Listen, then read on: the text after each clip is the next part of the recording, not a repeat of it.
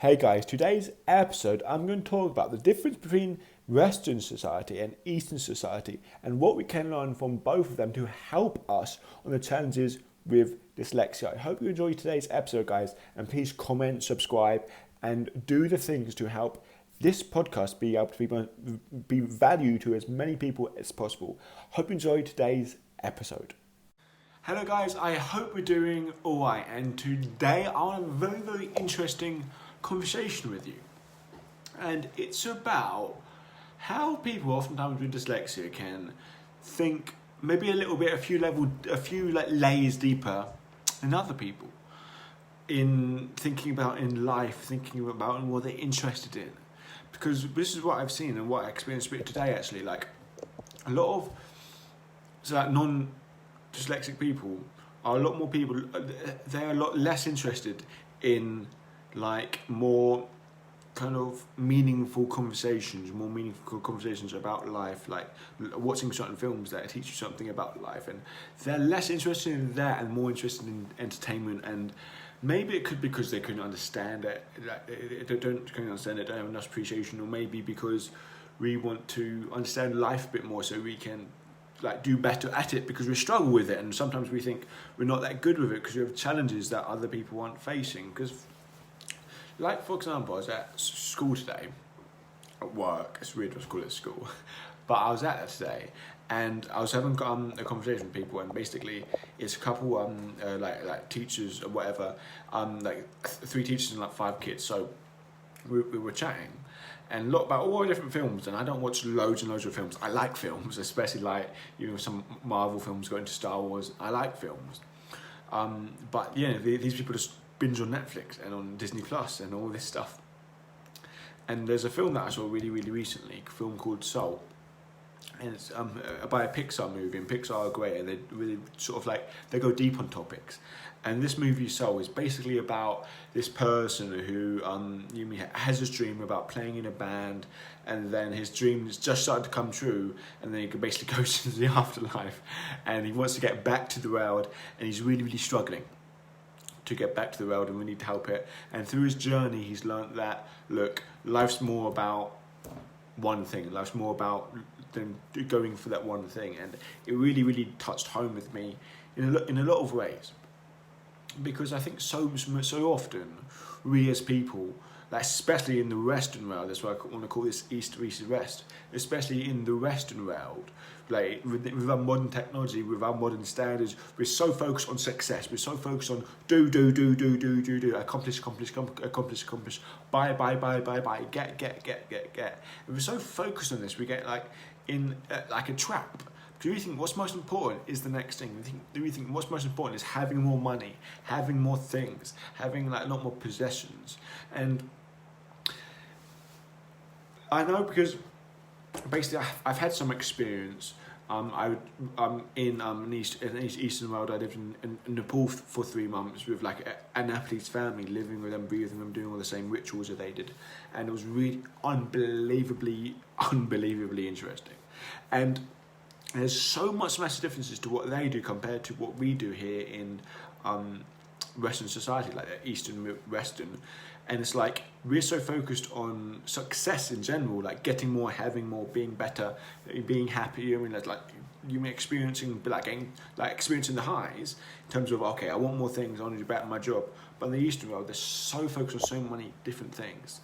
And I remember it was weird. Like I first got there, I remember being there and like going to this place, and it's sort of like people lived in mud huts there. Who had no electricity. How they would get water is they had to boil water so they could drink it so it could be fresh for them. They had to, like get the seeds of the grains of rice and then shake the rice out so they can actually eat the rice out, having the grains in, and do all these different things. And it was crazy. It's like, but these people always seem the most happiest people. Because these people, like by far, because like I'd be walking on the street and they'll just feed me food and they'll be laughing, they'll be smiling, not toward me, but towards everyone. And they'll treat everyone with so much respect. And I really, when I did this, it was a couple of years ago now, and when I travelled there, and it's got really fascinating to me how someone can have nothing, and like what we think is nothing, but yet be so much more happier than the people back home, the people in Western society. And I was like, how is that possible? And I got really observant on anything. And I think there's three things that really made these people so much more happier. Three sort of fundamental principles that's completely different than what we do.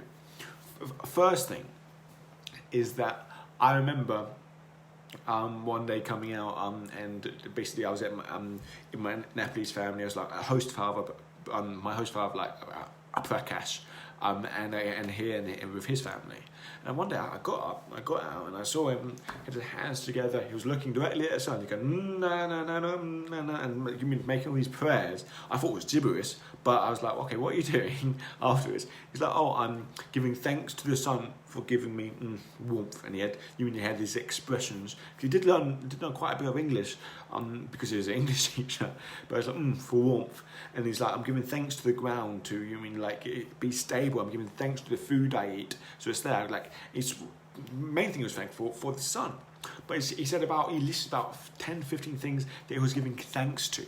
It's going like he had sort of a God for the sun or a God for this or a God for that. But the whole point was he was being grateful, he was giving thanks, he was being grateful for everything around him. And he's not the only one who does that. Like, it's really interesting, really, really interesting what I found is like, a lot of people are very religious over there. And I find like over there, it didn't seem like you're like, oh, I'm religious, I belong to this religion. It seems like, okay, I'm religious, I do these good things, I believe these good human values, I have these good positive thoughts. And it wasn't about following this way of like life, I have to do this. It's like, I'm going to do these rituals because it makes me happier and better person. And anyway, he done all this stuff and I was like, wow. Because imagining waking every day and being grateful for the sun to give you warmth, being grateful that you're alive today, being grateful that you can walk, you have your family, you have everyone around you. That is so valuable to have that. And you'd feel so much more happier. You would focus on what you do have instead of what you don't have. And all this, so I think the first reason is that they have a higher purpose for what they're doing. They see someone else. They do things for more people. And it's like, because it's really interesting. When like they would keep the house clean. Basically, their house is outside. 99% of it is outside, and they would wipe all the floors down and get all the stones and the leaves out every single day. And they're like, why? I was like, why are you doing that? It's like, okay, I have to make a house clean because for guests, because like they think guests is God over there. Like they see guests as God. For any guests to come in, you have to make everything clean. And it keeps their house tidy, it keeps this tidy, and so many other things. And so they would they would clean their house, they would clean themselves, they would do good things, so they'd eat a lot of really good food because it's for this higher purpose, for like their religion as it were. But I think all these things added up to living a much more healthier and happier life. So that's the first thing, like believing in a higher purpose that makes you act in a higher way. The second thing is that I remember there, because Prakash was my host father, and he was like 40 odd. He looked like 30, but then he had a mum. And his mum, I can't remember.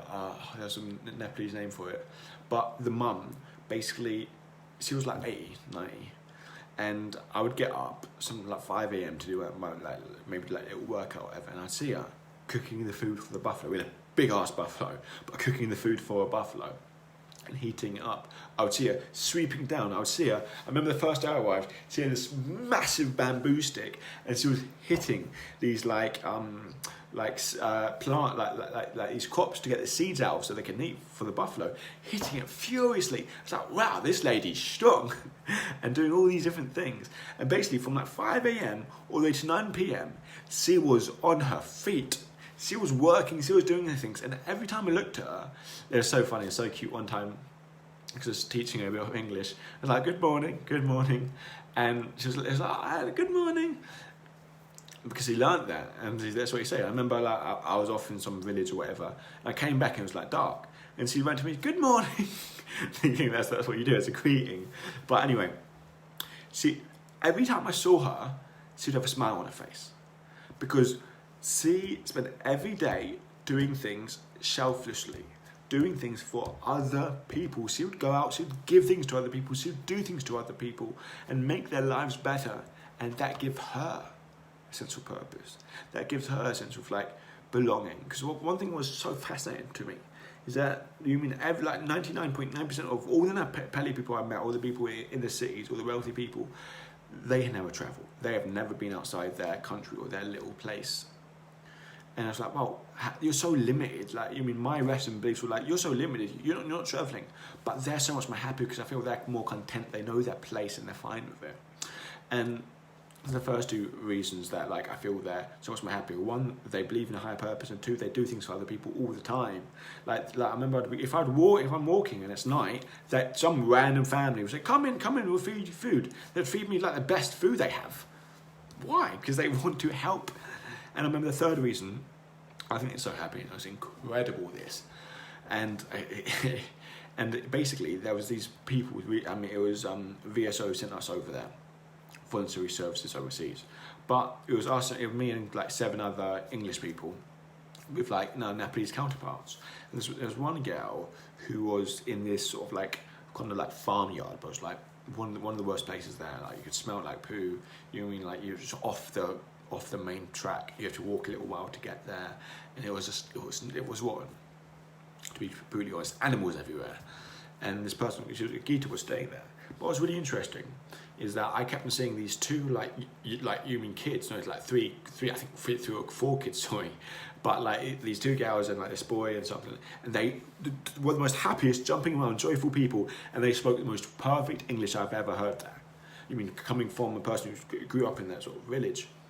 So they spoke the most perfect English. Like, how are they so happy? How are they so joyful? How are they so welcoming? How do they speak the best English when this is when they grow up? This is how they grow up. And this is really bad for Nepalese standard. So it's like, how are they so happy? And I remember on the very, very last day, because last day, imagine that, you were there for months, you eat, like, you'd eat, sleep, and live with these people. The last day we basically packed our bags to go in the bus. And I was like the first person to go in the bus, and we collected someone else, and after someone else, and we got to Gita's house in like the middle of nowhere, basically. Not in the middle of nowhere, but it was like near this river. We would go there, and I was really emotional. I've never ever saw the mother of these kids, but when I was helping with the bags, I went inside the house, and I remember it's the strangest feeling because I remember looking at this woman, and instantly, I felt this feeling that's like, and I just knew when you looked at her, like, oh my God, I know why the kids are so happy, because of her. Because what I saw in her eyes, I remember she looked at me, and what I saw in her eyes was absolute, like nothing I've ever seen before, especially here, unconditional love.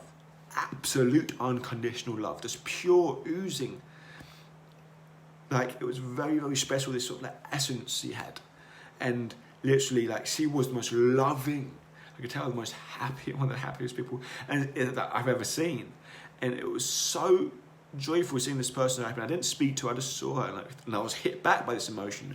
And I left, and I got in the bus, and I got really emotional. I was like, that is why these kids are the way they are. Because of that mum. Because of true proper unconditional love with you and me, like, because they don't have a lot. They've probably been through a lot, especially probably she has. And she's, I think, has this strength to be open and vulnerable and be able to have unconditional love no matter what's happening. And that is so, so special. So I think that's a commonality that they all face. Like, there's 3 things out of all that makes people in the Eastern world so much more happy than people in the Western world. And they're more focused on fulfillment, and we're focused on success, mainly. But there's 3 things, I think, is that, look, they always focus on a higher purpose. They always look to their God or whatever, or they put their religion in it. They always look for a higher purpose, and they get called to do these meaningless tasks that make their life so much more better. Number 2 is that they do things for other people. Their neighbour is their best friend, and they look after their neighbours. They look after everyone so much more than we do. We're so selfish here, but they look after so much more, and because there's a connection, they feel so much more happy, and they do things for other people all the time. And number 3, they have their unconditionally loving of people. Unconditionally loving people. I think that's massively missed in this rest of society. Now, you might ask me, how the hell does this relate to dyslexia? How the hell does this relate to me and the challenges I'm facing? Is that I remember seeing the film Soul, and it moved me a lot, and I really, really, really want you to watch it because it's about life, it's about chasing something. So often we can be caught up in what we can't do, about what we can't achieve, about what we can't do that. and that we miss so much joy that's there. Because ultimately when we feel down, when we feel upset about something, it's like because we're not good enough, we're not this, we're not that. But ultimately that's the Western way of thinking, you know what I mean? Like, we don't, over there in the Eastern society, they don't think about I'm not good enough, I'm not valued enough, you mean I'm not important enough. They don't think about that. They think about connection. They think of, you know what I mean, like living these rituals. So I remember this one thing in the film. There was like coming to the end of the film, and this saying, I love this saying so much. There was basically the main guy. He's got his speaking like singing gig. He's playing on piano. He got it, and after he'd done really well, he walked out, and like this sort of like really famous woman they looked up to for ages walked out with him, and he was upset. He's like, "Is this all there is? This is what I've been dreaming for my whole life." And she told him a story, and he told a story about goldfish, about this goldfish swimming in the ocean. And he said, a young goldfish spoke to an old goldfish, and the young goldfish said, "Where's the ocean? I want to get to the ocean." And then the old goldfish said, "What do you mean you want to get to the ocean?" The young goldfish said, I want to swim to the ocean. This ain't the ocean, this is just water. I'm not in water. I want to be in the ocean. The ocean is where I'm at. The ocean is where I want to go. The ocean is what I've been working hard to do." And then the old goldfish looked at the young goldfish and said, "This is it. You're in it." And swam off. And I looked at it and I thought, Jesus, that's so true in life. Is that so often we're looking for something to be. We're looking for something to achieve. We're looking for something to get. And in essence, we're looking for an ocean to get. Like we're looking for this thing that we want to get. But ultimately, like, what we want is we have what we want. We have what we need in this life to be happy, to be fulfilled. We have it here, ourselves. We have enough. We can be happy by breathing, by taking a step outside, by human stretching. We can be happy. We can be joyful. We can find the love of life. But so often we're just focusing about what we don't have, focusing about doing, focusing about succeeding. Not actually enjoying just walking, enjoying breathing, enjoying being out there. I think that's so critical.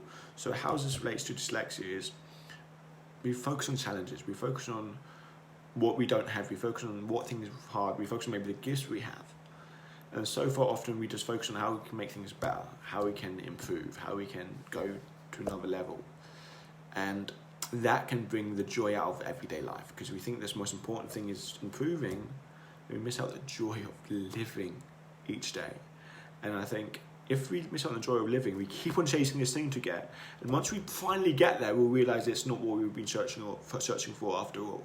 And like this has been speaking for me, speaking from all these people that have made loads of money, has overcame all their challenges, have done it, and at the end of their journey has been the most successful people, got what they wanted, and they say, "Is this all there is?" And I don't want that to be like you with your dyslexia, or with you the struggles you're facing. You think once you solve them, that's it, I'll be happy. No. I have a saying that you are as happy now as you're ever going to be. And I remember saying this to myself over and over again, because being so focused about doing something or getting something, realizing I am as happy now as I am ever going to be. This means if I get so much success in what happens in the future, that won't make me fundamentally more fulfilled. Maybe moments of happiness, but that won't what makes me fulfilled, like, I've got to start working on me getting fulfilled. I've got to start working on me getting happy now. Because like the extra thing that's going to happen in my life, the extra success ain't going to make me happy. If I get in this magical relationship, I think this person's going to make me happy. This person's not going to make me happy. I have to work on myself to allow this person to make me happy. It's not that they're going to suddenly come into my life and make me happy without me doing any work in. I have to work on myself to make myself happy. I hope that makes sense, guys. And anyway, I hope we really took something from this. I feel it's such a valuable lesson that I want to say, tell you guys. Anyway, hopefully we enjoy this, and please do comment, subscribe, share this with other people, and have a good day, guys. So the big question is this: how can dyslexics like us create a place, a community, a tribe where people at any stage of life can come and solve any challenge, amplify their strengths, and ultimately help them become who they were meant to be, or in other words, conquer their dyslexia? That is the question, and this show is the answer. My name's Theo Goff, and welcome to the Conquering Dyslexia podcast.